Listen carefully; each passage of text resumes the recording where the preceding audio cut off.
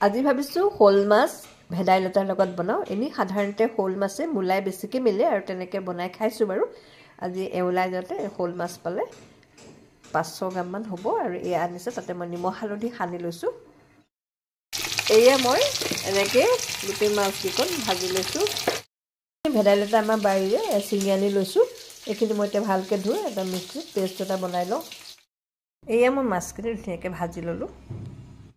শ'ল মাছ আৰু ভেদাইলতাৰ সৈতে বনোৱা ৰেচিপিটোত মই ব্যৱহাৰ কৰা মছলাকেইটা হৈছে কেইফুটামান মই নহৰু আৰু এটুকুৰ আদা এনেকৈ ৰাফকৈ বটি লৈছোঁ আৰু এটা মিডিয়াম চাইজৰ পিঁয়াজ লৈছোঁ আৰু কেইটামান জালুক আৰু কেইটামান জিৰা গুটি এনেকৈ মই তিয়াই থৈছোঁ আৰু এইখিনি মই এতিয়া বটি ল'ম।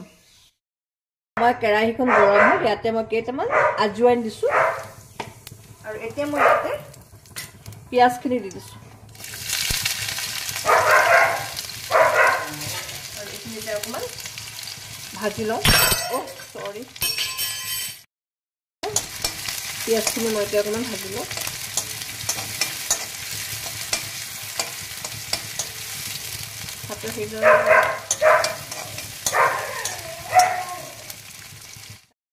এতিয়া মই ইয়াতে জালুক আৰু জিৰা পেষ্টটো দি দিছোঁ আৰু এইখিনি মই এতিয়া ভালকৈ ভাজি ল'ম।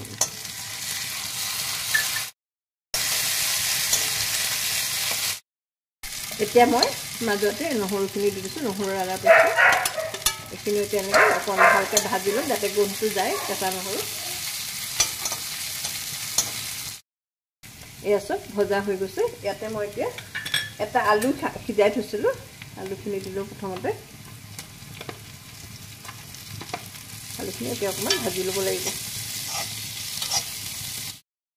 আলুখিনি অলপ ভাজি ল'লোঁ। এতিয়া মই ভেদাইলতাখিনি যিখিনি পেষ্ট বনাই থৈছিলোঁ সেইখিনি দি দিম।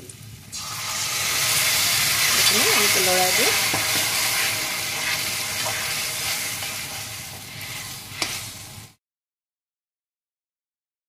ইয়াতে মই এতিয়া অকণমান নিমখ দি দিছোঁ। এতিয়া অকণমান হালধি দি দিছোঁ আৰু অন্য বস্তু নিদিওঁ। এইখিনিতে ভালকৈ উতলক। মই জাৰটো খুলি পেলাই অকণমান পানী দি দিলোঁ। এতিয়া এইখিনি উতলক ভালকৈ, তাৰপিছত মই মাছটো দি দিম। এয়া চাওক মাছটো দিলোঁ, ধুনীয়াকৈ উতলিছে। এতিয়া মই ইয়াতে মাছখিনি দি দিছোঁ।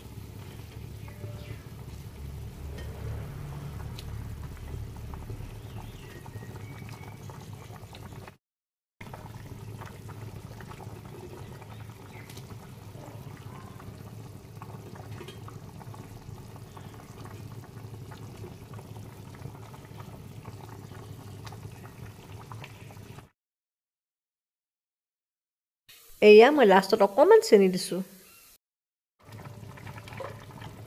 আৰু অলপ দেৰি উতলি দিলে অকণমান ডাঠ হৈ আহিলে অফ কৰি দিম গেছটো।